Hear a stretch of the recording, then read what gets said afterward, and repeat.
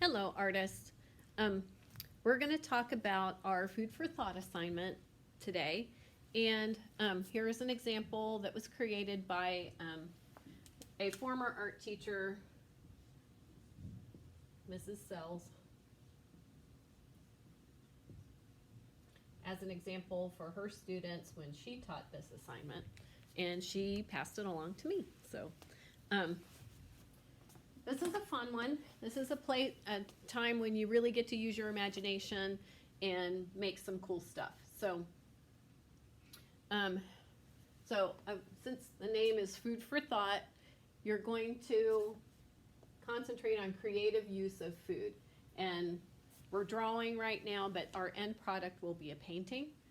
You'll have a choice between acrylic, watercolor, and painting tools in Sketchbook. There are watercolor painting tools and like acrylic oil painting kind of tools in there too. And we'll talk about those later. And so all students have, or in-person students have all three choices. Remote students can use Sketchbook. I can arrange to get you some watercolors, but if you want to do acrylic, you'll be on your own to get those. Because I can't, I have no way to get you to package up and get you acrylic paints. Creative use of food is not a plain old still life food item sitting on a table. So we're substituting food items for different things. Like in this one, Mrs. Sells used donuts to be the inner tubes that the fish are playing in. And fish wouldn't play with inner tubes like this, so it's cartoony, kind of fantasy, imaginative, that kind of stuff. So, but one of the examples that you're going to see in the assignment that is dated today. Today is Monday, April 4th. That's where you will find, or April 5th, sorry. Monday, April 5th is where you will find the assignment in our module for this week. And I forget the title, but it's something about food for thought, for sure. Food for thought, requirements, and thumbnails. So part of your assignment is going to be to use 3 of the 5 illusion of depth techniques listed in the assignment. There are, we've talked about size differences, we've talked about placement,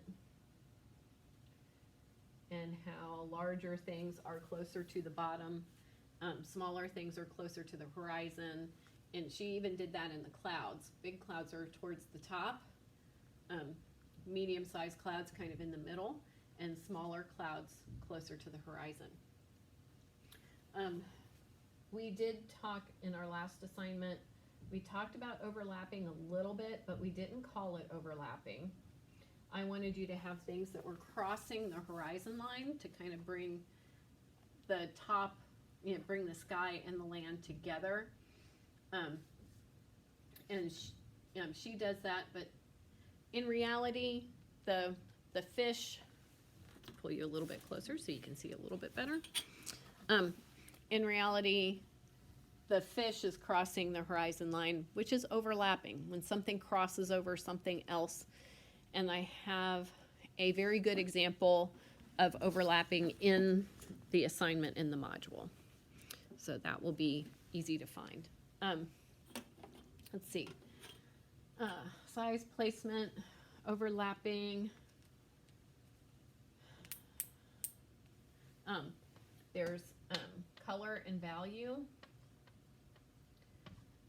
which we'll talk about later. There's one more, and it's slipping my mind. Hang on.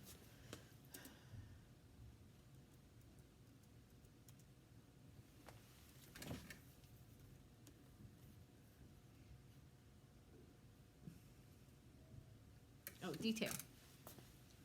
Detail. Things that are close are going to have more detail in them than things that are farther away and smaller. So things that are closest to you in the piece, and let's scooch you forward a little bit one more time. So we can see in this fish, we can definitely see some scales, and there's detail like little shadows on the sprinkles, and you can see some texture of the donut here. Those are all important details. We see less texture of the donut in those two, but in the bigger, closer fish, those definitely have more details to them. And over here, there's more detail. It's not a lot, but there's more detail on the land, or maybe some plants, something, and less detail farther away back there, which is hard for you to see. But less detail on things that are far away. So things that are far away just kind of need a suggestion of details. They don't need specific details as much as things closer to us. Bigger and closer need more detail. So you need to use 3 of those 5. We'll talk about color and value when we get to the actual painting, adding color part.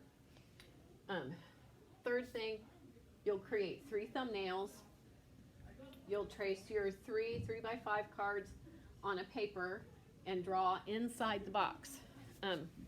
When you are doing thumbnails, I do not expect this whole page to be filled up. It's just a thumbnail. So it's an idea. Don't spend so much time on idea, or don't draw big so you have to spend a lot of time. Like trace one there, trace one down here, and then turn your paper over and trace another one. And then your ideas are small, so they don't take up a lot of time, because they're due, a photo of each one should be uploaded to the assignment by tomorrow, Tuesday, 4/6, Tuesday, April 6th at 11:59 p.m. Because on Wednesday, I am going to assign feedback partners. You will give feedback the way we did last time to 2 people. And I'm still working out a detail on there because I know some people couldn't see where to submit or how to give feedback, or where to get their feedback, that kind of thing. And I'm going to talk to one of the other teachers and get some suggestions for that, how we can make sure that you are able to give and get feedback. So that is it for right now. 3 thumbnails. Choose at least 3 of the 5 that you are going to illusion of depth techniques that you're going to use, and be creative with your use of food. So look over look over the examples that I have in the assignment: food for thought, requirements, and thumbnails. That's where you're going to upload your thumbnails and give and get feedback. Talk to you later. Thanks for watching. Bye.